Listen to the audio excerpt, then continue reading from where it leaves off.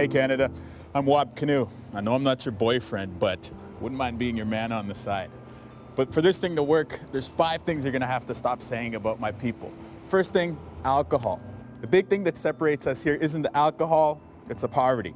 Because when a non-native person passes out, they do it at a curling club or at a Nickelback concert. But when a native person does, they do it on the street, which is shameful, but oh so comfortable. Then there's this whole idea of get over it. You know, why don't you guys just get over it? You know what? I am over it. My dad was raped in a residential school by a nun. I'm over it. But it doesn't mean that we should forget it.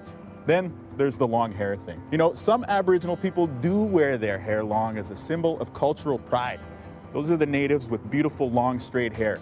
For curly-haired Ojibwe such as myself, hair clippers have been the greatest invention of the white man since the mirror. Then, I often hear this question. What are you guys doing with the $7 billion? The $7 billion we give Indian Affairs, what are you guys doing with it? You know what? That money has to pay for a population the same size as New Brunswick. You know what New Brunswick spends on their population?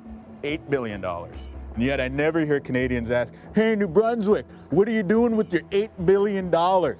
Finally, one of your favorites, taxes. Guess what? I'm a status Indian. I pay income tax. I pay sales tax. I once even paid a land transfer tax. Ironic. It's all part of a much larger stereotype that Aboriginal people in Canada are getting a free ride. 140 years after the treaties, we're still waiting for the things that we were promised in those agreements to share the land. So I ask you, who's really getting the free ride?